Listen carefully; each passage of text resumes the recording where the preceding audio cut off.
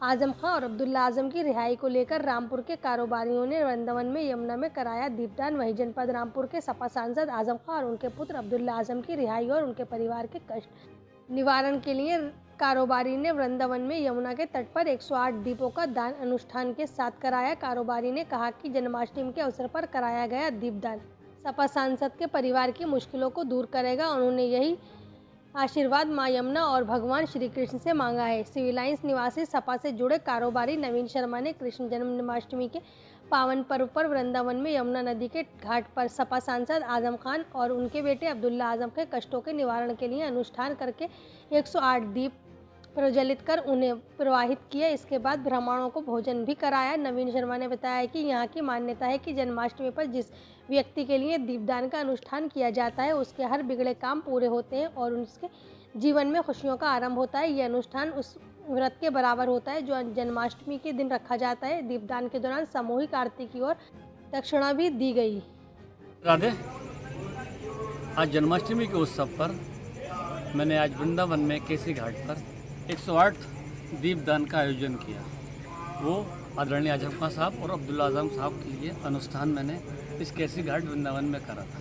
कहते हैं कि जन्माष्टमी के दिन पर अगर कोई ये अनुष्ठान उठाता है तो उसके सारे कार्य सीधे होते हैं, हर कष्टों का निवारण होता है। वैसे भी मैं तो इस वृंदावन में अनुष्ठान करता रहता हूँ, मगर यह अनुष्ठान मेरे लिए एक अनोखा अनुष्ठान था क्योंकि आदरणीय आजम खां साहब और अब्दुल्ला खां साहब जुड़े हुए थे इससे। यहाँ पर 108 दीपदान का आयोजन किया गया था।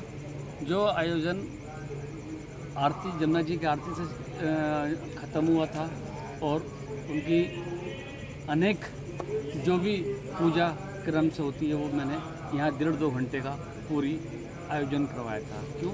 कहते हैं कि आज के दिन बड़ा ही इम्पोर्टेंट दिन होता है। आज का जन्माष्टमी का दिन होता है जो जमुना जी की पूजा अर्चना करता है।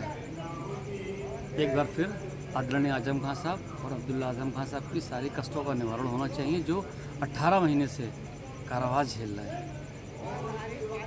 आदरणीय आजम खां साहब की बात करना चाहता हूँ कि वो आदरणीय आजम खां साहब हैं जिनको सौभाग्य प्राप्त हुआ था अर्धकुंभ का, जिन्हें सौभाग्य प्राप्त हुआ था महाकुंभ का आयोजन करने का और उनको एक गोवर्धन के अंदर गौशाला और आश्रम बनाने का भी सौभाग्य प्राप्त हुआ था।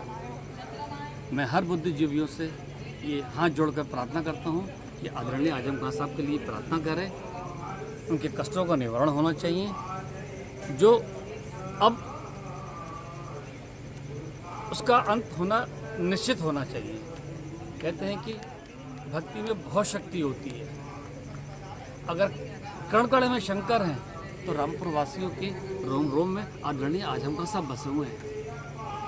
वो आदरणीय आजम खां साहब जो हर किसी की मसीहा बन के आते हैं,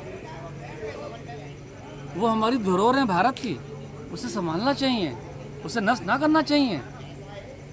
मैं एक बार फिर इस कृष्ण नगरी से, इस वृंदावन धाम से, इस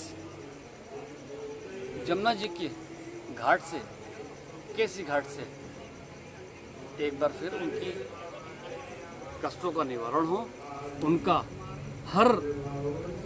हर चीज़ शुभ होनी चाहिए जो बहुत दिनों से अशुभ चल रही है। ऐसा मेरा मानना भी है कि जन्माष्टमी के दिन जो भी प्रार्थना होती है वो जमुना जी उसे स्वीकृत करती हैं और उसका निर्वहन करती हैं, हर कष्टों का निवारण करती हैं।